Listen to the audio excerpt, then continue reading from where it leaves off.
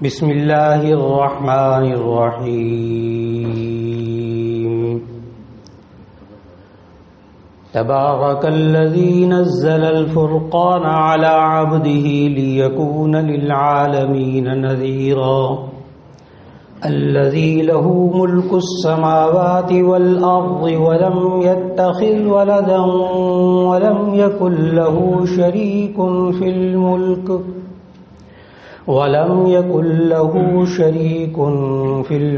وخلق كل شيء فقدره تقديرا صدق الله العظيم.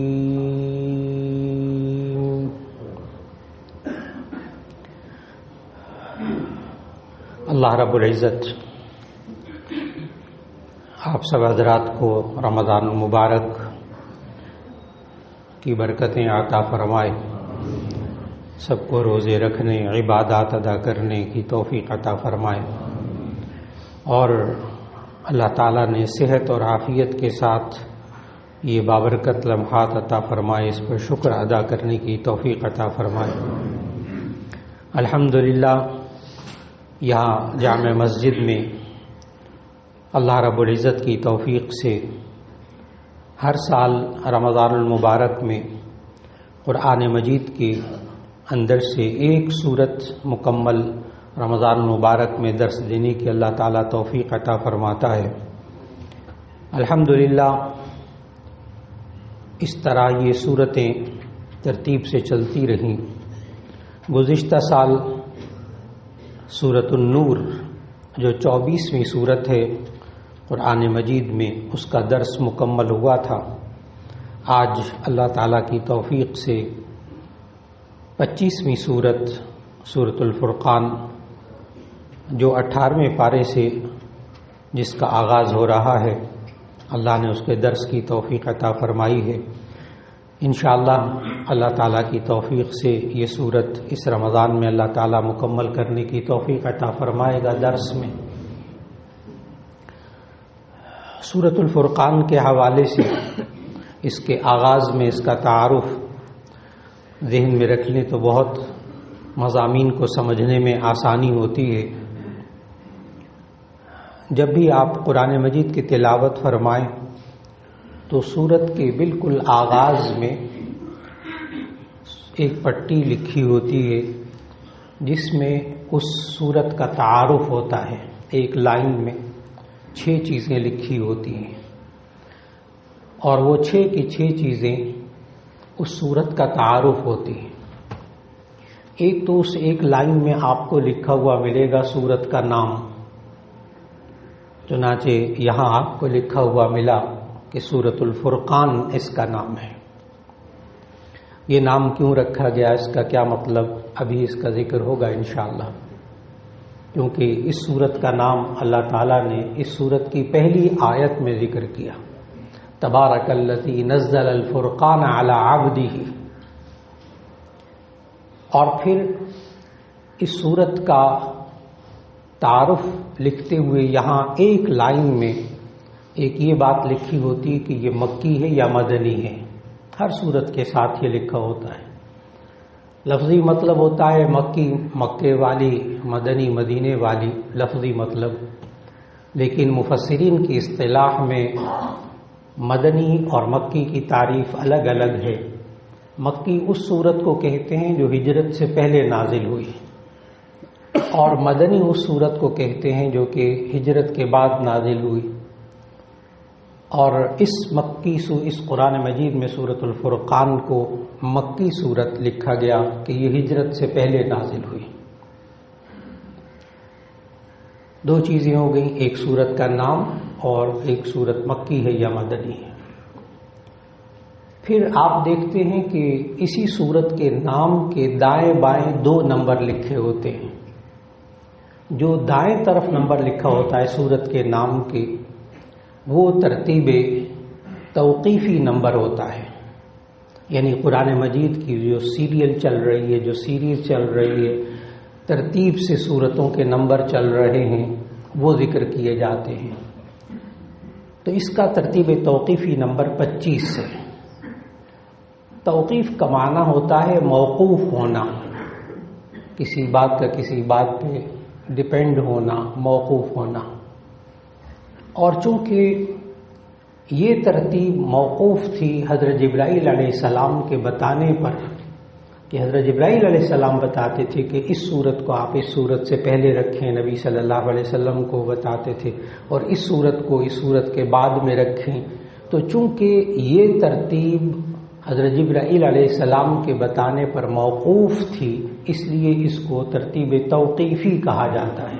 یہ لفظ توقیف کا مطلب عرض کر رہا تھا کہ ترتیب توقیفی وہ ترتیب جو حضرت جبرائیل علیہ السلام کے بتانے پر موقوف تھی کہ اس صورت کو کس صورت سے پہلے اور کس صورت کے بعد اور کس نمبر پر اس کو آپ قرآن مجید میں رکھیں۔ یہ وہ ترتیب ہے جو آج ہمارے سامنے موجود ہے۔ احادیث میں نبی کریم صلی اللہ علیہ وسلم نے ہمیں بتایا کہ یہ وہ ترتیب ہے کہ جس ترتیب سے قرآن مجید لوح محفوظ میں موجود ہے۔ آج وہی ترتیب ہمارے سامنے قرآن حکیم کے مصحف کی صورت میں موجود ہے۔ اس لیے یہ نمبر بھی بہت اہم ہوتا ہے کہ ترتیب توقیفی نمبر اس صورت کا 25 نمبر ہے۔ پھر اس کے بعد آپ دیکھیں گے قرآن مجید کے اندر سورت کے نام کے بائیں طرف ایک نمبر لکھا ہوتا ہے لیفٹ پہ، وہ ہوتا ہے ترتیب نزولی، یعنی نازل ہونے کی ترتیب اس کی کیا تھی۔ چنانچہ اس سورت کا جو ترتیب نزولی نمبر ہے وہ 42 کہ نبی کریم صلی اللہ علیہ وسلم پر جس ترتیب سے سورتیں نازل ہوئیں اس ترتیب کے اعتبار سے اس سورت کا نمبر 42۔ چنانچہ اب 4 باتیں ہو گئیں، ایک یہ مکی سورت ہے، سورت کا نام کیا ہے، ترتیب توقیفی نمبر کیا ہے، اور ترتیب نزولی نمبر کیا ہے۔ پھر آپ دیکھتے ہیں کہ اس کی سورت کے بالکل جہاں آغاز ہوتا ہے اس کی ایک طرف اس کی آیتیں لکھی ہوتی ہیں، ایک طرف اس کے رکوع لکھے ہوتے ہیں، یہ بھی سورت کا تعارف ہے۔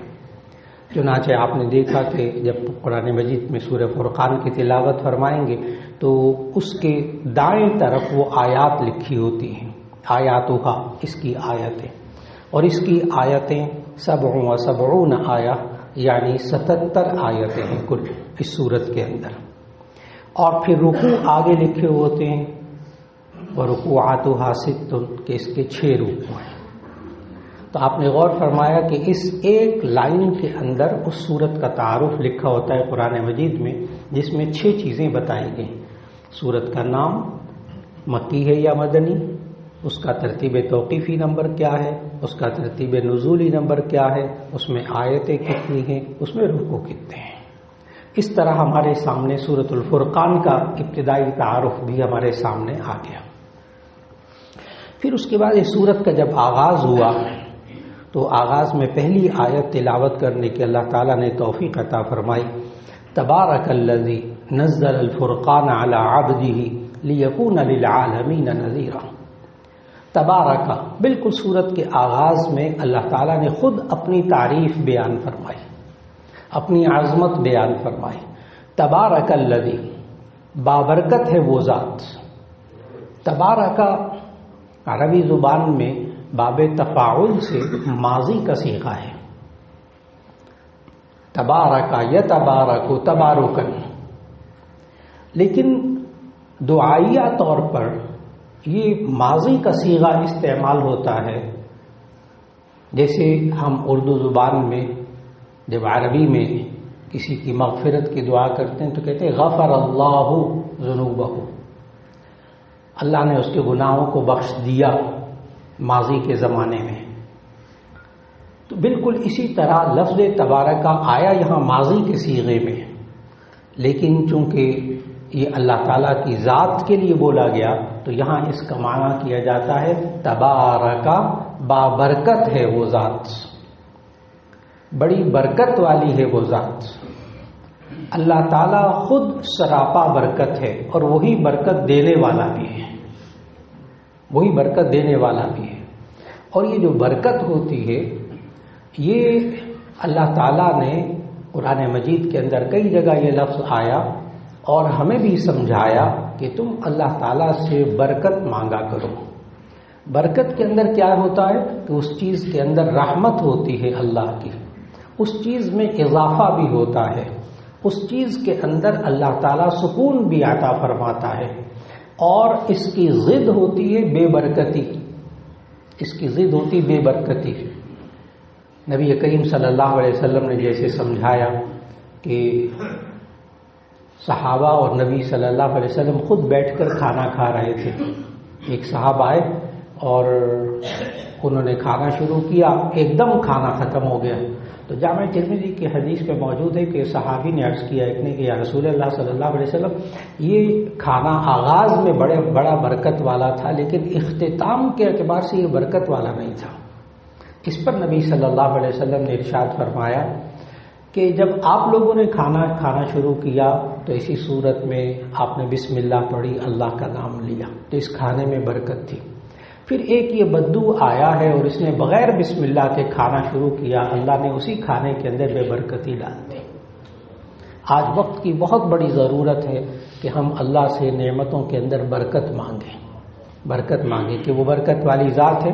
آج وہی گندم ہے پاکستان کے اندر، وہی نعمتیں ہیں، وہی سب چیزیں ہیں، لیکن اللہ نے انہی چیزوں کے اندر سے، انہی نعمتوں کے اندر سے برکت اٹھا لی ہوئی ہے موجود، لیکن برکت اٹھ گئی، اس میں سے سکون اٹھ گیا ہے، پیسہ بہت لیکن برکت اٹھ گئی بیچ میں سے۔ زندگی بہت آسان سہولتوں والی ہو جاتی ہے، لیکن اس میں سے برکت اور سکون اٹھ جاتا ہے۔ تو اللہ تعالیٰ کی وہ ذات ہے جو بڑی برکت والی ہے، اس سے ہم خوب برکت مانگیں۔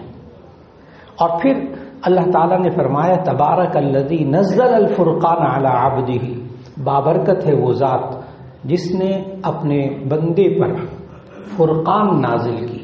نزل الفرقان، ایک تو یہ کہ فرقان یہاں قرآن مجید کو کہا گیا، اور نزل الفرقان یہاں آپ حضرات ماشاءاللہ جو ترجمہ پڑھتے ہیں تو بہت سے مترجمین کا آپ ترجمہ پڑھتے ہوئے یہاں یوں ترجمہ پڑھتے ہیں بابرکت ہے وہ ذات، یا بڑی برکت والی ہے وہ ذات، نزل الفرقان جو بتدریج نازل کیا اس نے قرآن کو۔ یہ لفظ پڑھتے ہیں بتدریج، تو بہت سارے احباب پوچھتے ہیں کہ یہ ترجمے میں یہ کیا چیز ہے، یہ بتدریج کا ترجمہ کہاں سے آتا ہے بیچ میں؟ یہ بہت سے مترجمین نے ترجمہ کرتے وقت یہ لفظ لکھا۔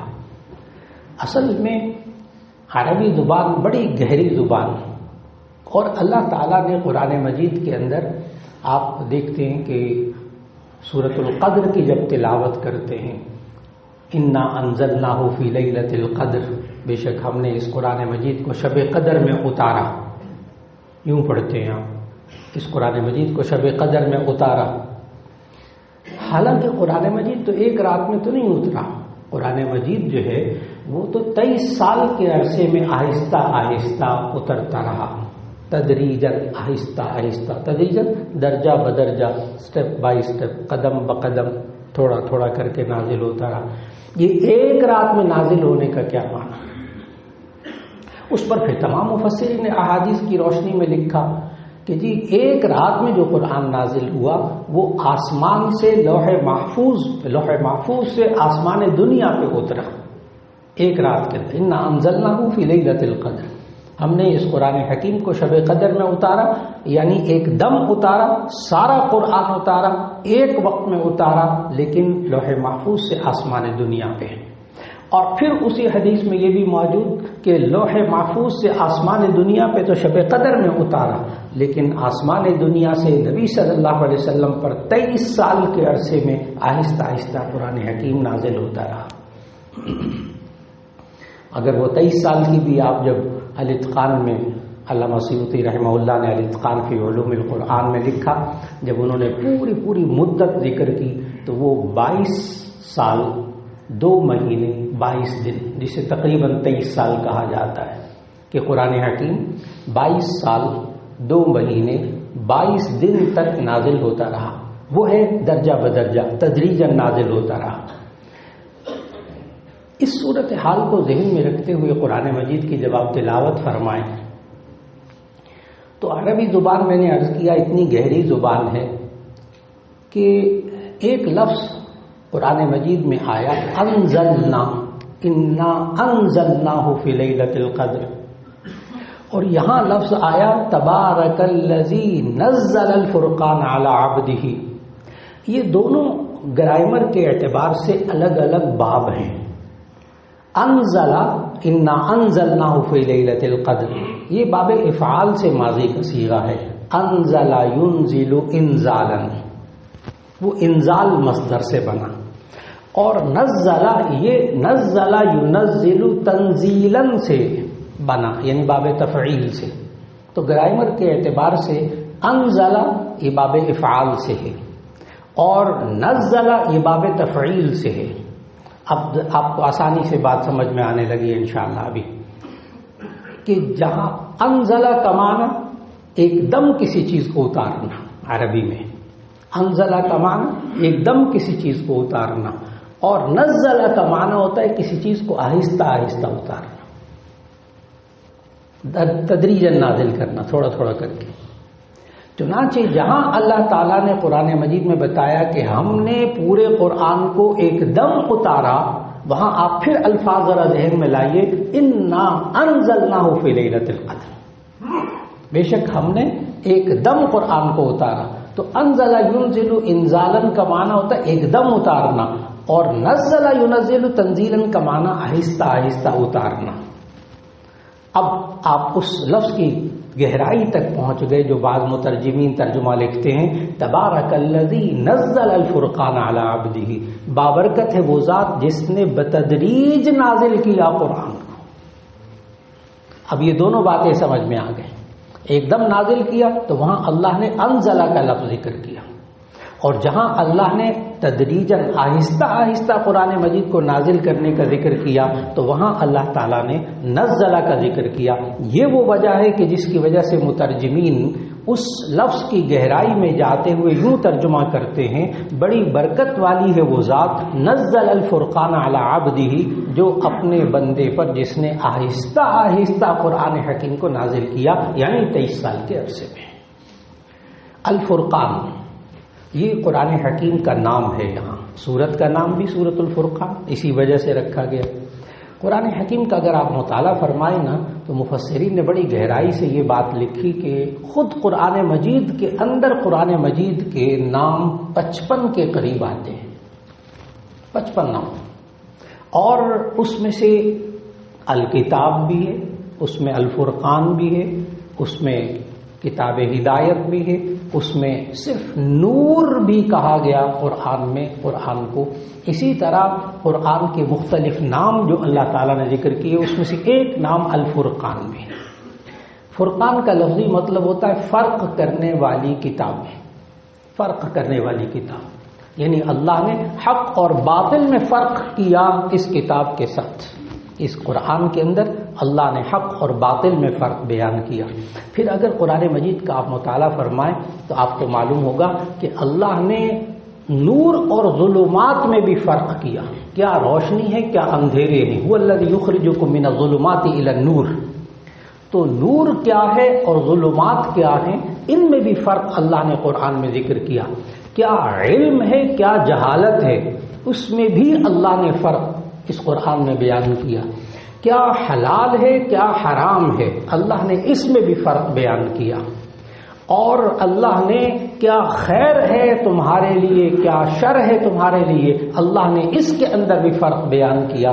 تو آپ نے محسوس فرمایا کہ اللہ تعالیٰ نے قرآن مجید کو الفرقان بنایا، یعنی حق اور باطل میں فرق کرنے والا، حلال اور حرام میں فرق کرنے والا، خیر اور شر میں فرق کرنے والا، نور اور ظلمات میں فرق کرنے والا، علم اور جہالت میں فرق کرنے والا، اور کیا چیز سچ ہے کیا جھوٹ ہے اس میں فرق کرنے والی کتاب یہ قرآن مجید جو اللہ نے فرقان کی صورت میں نازل کی۔